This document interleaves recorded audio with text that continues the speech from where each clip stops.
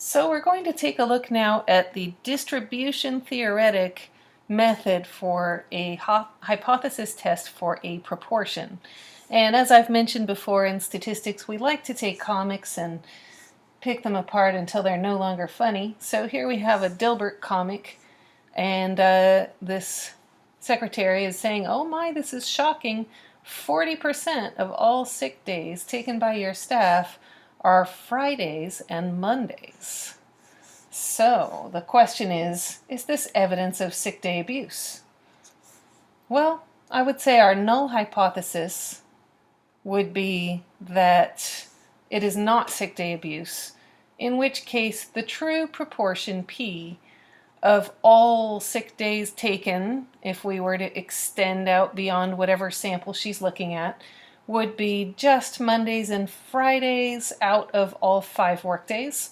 So that would be 2 out of 5, which comes out to be, yes, you guessed it, 0.4. The alternative hypothesis is that that proportion is in fact higher. So P in this case is the proportion of sick days that are taken on Mondays and Fridays.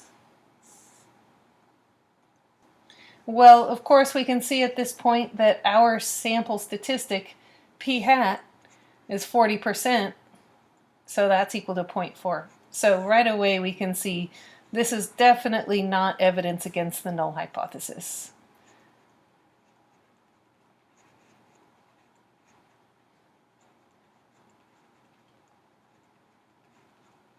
We would not proceed with the test and finding a p-value and all of those steps involved if our data alone don't show any evidence against the null hypothesis.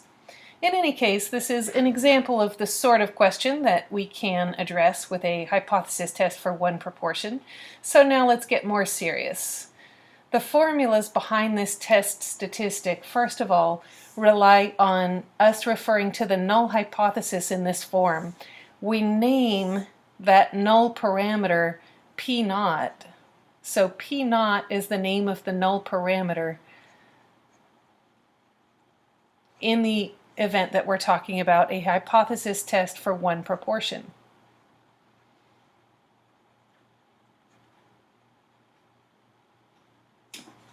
That means P naught is just filling in for whatever that value is that we're setting P equal to in our null hypothesis.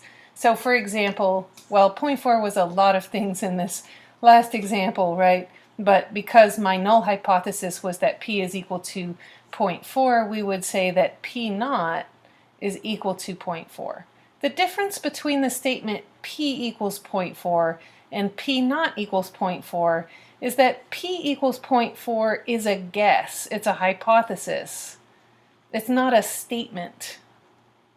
We don't know the value of P. We're speculating about the value of P. P naught is something that we are defining to be the null parameter. So it is a known statement that P naught is equal to 0.4. So it's not the exact same thing. Our hypothesis is always stated in terms of P, but we need a name for that number because that number turns out to be important. It shows up in some formulas. This is why we call it P naught. So first of all, we have a formula for standard error. Instead of having to generate a randomization distribution and read an estimate of the standard error from it, we can actually calculate standard error provided that it is legitimate to use this normal distribution. The standard error is given by this formula. Second of all, that z statistic, this is the more general form that we saw for it, right? This applies to other statistics as well. When we fill in the fact that our sample statistic in a hypothesis test of one proportion is always P hat,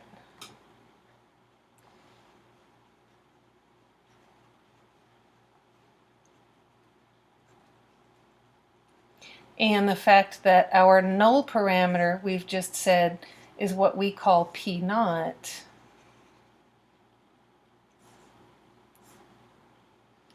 it gives us a nicer looking little formula that we can use for the z statistic in this case. P hat minus P naught over SE. So let's go ahead and put these formulas to use in a hypothesis test. We're going to address the question, do cash incentives improve learning? And so the data that we are given is that, first of all, there's a known proportion. The proportion of all students worldwide who scored 5 on the AP statistics exam in 2012 was 0.15. So there's no speculation about this. This is actually a population parameter. This isn't even a sample statistic. This says all students worldwide. So this is a given value that we can compare to. A study was conducted to measure the effect of cash incentives, in which 17 of the 70 students who were offered cash incentives scored a 5 on the exam. So we want to know, is there statistically significant evidence that these cash incentives resulted in a higher percentage of students scoring a 5? So first let's state hypotheses. My null hypothesis and my alternative hypothesis, both are going to be in terms of a proportion P. Although we're not required to write down a definition of the parameter here, it's really necessary for us to know what that parameter is. So in this case, it's the proportion of students who would score a 5 on the AP statistics exam with cash incentives. We don't know exactly what that proportion is. We have a sample proportion here given by that 17 out of 70. That's what my P hat is going to be based on. But we don't really know the whole population parameter of everybody if they were offered cash incentives.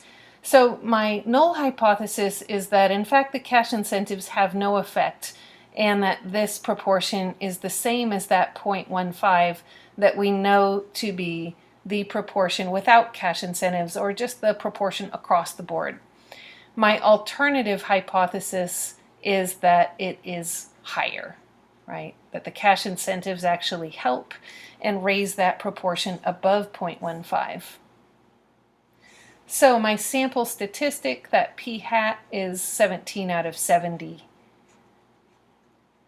which is 0.243.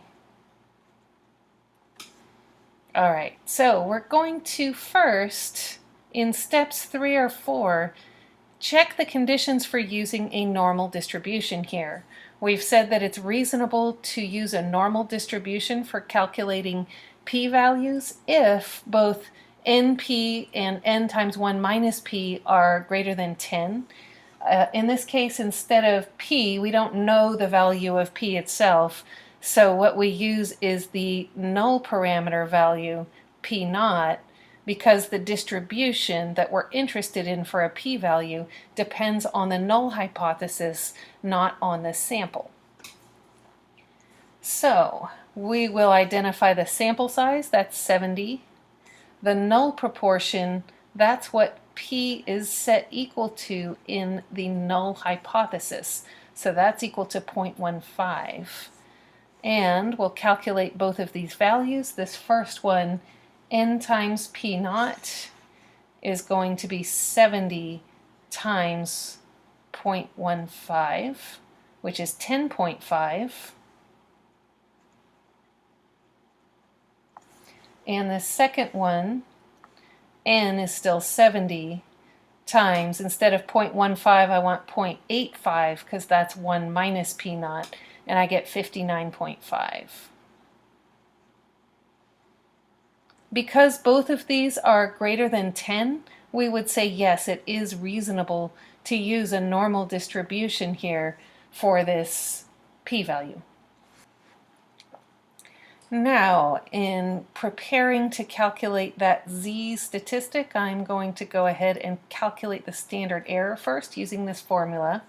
So my standard error is equal to the square root. Remember, the square root goes over the whole thing, so it should be the last thing that you do. Or if you have a calculator that lets you enter it all from the beginning, then it's the first thing you enter. My P naught is 0.15. 1 minus P naught is 0.85. N is 70. This whole thing is inside the square root. So, bringing back my calculator, 0.15 times 0.85 equals, then I'll divide by 70, equals, and then I will take the square root of the whole thing.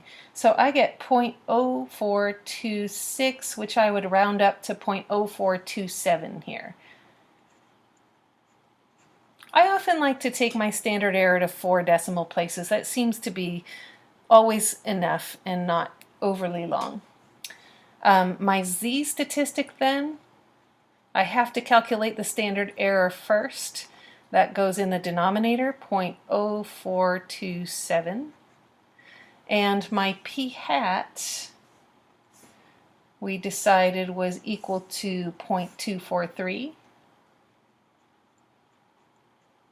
Where my p naught we decided was equal to 0.15. So the numerator of this expression is p hat first minus p naught. And then my z statistic I'll need a calculator for again. So 0.243 minus 0.15 equals, then I divide by 0.0427. And I get 2.1779, 2.18 will be just fine. We said 2 decimal places.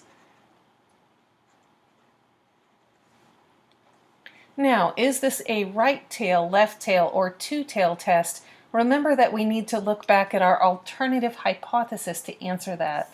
My alternative hypothesis is that this proportion is greater than 0.15, so that greater than indicates to the right. That tells me that this is a right tail test.